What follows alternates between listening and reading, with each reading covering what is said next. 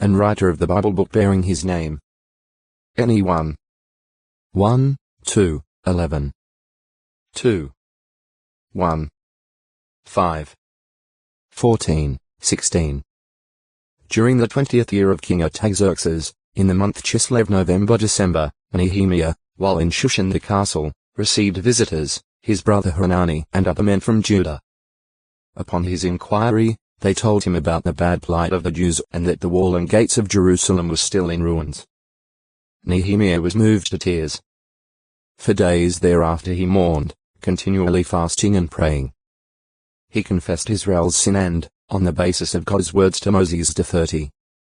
1-4, petitioned Jehovah to make him an object of pity before King Artaxerxes so that his plan to rebuild Jerusalem's wall might be successful. Any 1. Later, in the month of Nisan March-April, Nehemiah's prayers were answered. The king noticed that Nehemiah's face was gloomy and asked why. Nehemiah then informed him about the sorry state of affairs in Jerusalem. When asked what he was seeking to secure, Nehemiah, immediately praying to God, requested permission from the king to return and rebuild Jerusalem. The request was granted. Additionally, Nehemiah received letters from the king, entitling him to freedom of passage through the areas under the jurisdiction of Governors W of the Euphrates River and also granting timber supplies for the project. With chiefs of the military force and horsemen, he departed for Jerusalem. Any 2. 1-9. Jerusalem's wall rebuilt. After being in Jerusalem for 3 days, Nehemiah, unknown to anyone except a few men who were with him, made a nighttime inspection of the city. While the rest were on foot, Nehemiah rode an animal, probably a horse or an ass. The ruins became so extensive as to obstruct passage, but Nehemiah was able to finish his inspection. Any 2. 11-16.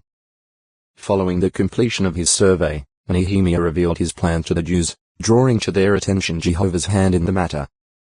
Encouraged thereby, they responded, "Let us get up, and we must build." Despite the derisive words of Sanballat the Horonite, Tobiah the Ammonite, and Geshem the Arabian, repair work began on about the 4th of July-August. Any 2.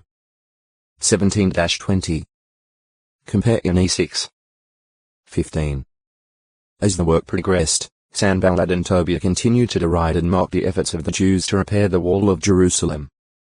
Nehemiah made this a subject of prayer, and the people continued to have a heart for working. When the wall reached half its height, Sanballat, Tobiah, and neighboring peoples intensified their opposition to the point of conspiring to fight against Jerusalem. Nehemiah repeatedly received reports to that effect from Jews living near the city. Again Nehemiah manifested prayerful reliance on Jehovah. To meet the tense situation, he armed the workmen, arranged for others to stand guard, and outlined an alarm system. Nehemiah did not even take off his clothes at night, evidently to be ready to fight in the event of an alarm signal from the watch. NE 4. Urgent as the situation was, Nehemiah was not too busy to give due consideration to the outcry of the Jews. Hearing their complaints that they were being oppressed by having to pay interest, he censured the nobles and deputy rulers, arranged a great assembly, and, after exposing this evil, instructed that the situation be rectified. NE 5. 1-13.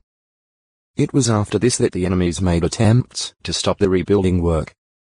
4 times they tried to lure Nehemiah away from his project, but he informed them that he was unable to take time off Otex to execute Miritra Longo. Nehemiah, Book of 487 Shin Procure thereby could have served as a basis for taking steps to increase the population of Jerusalem.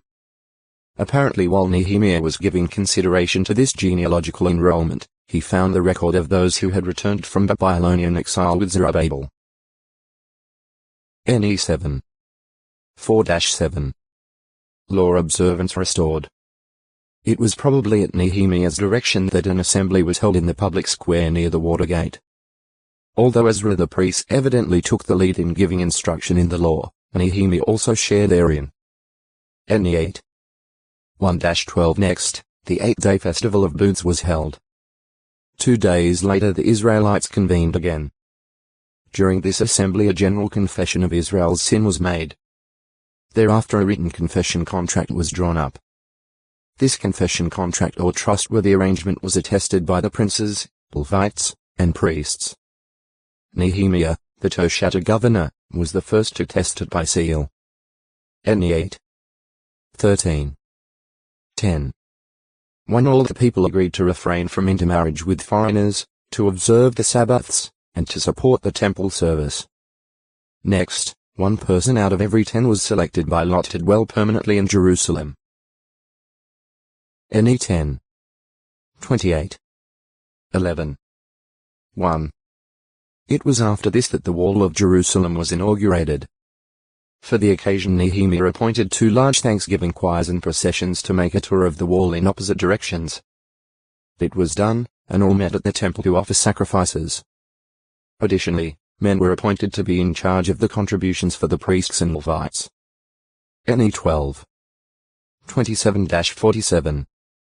About 12 years later, in the 32nd year of Artaxerxes, Nehemiah left Jerusalem.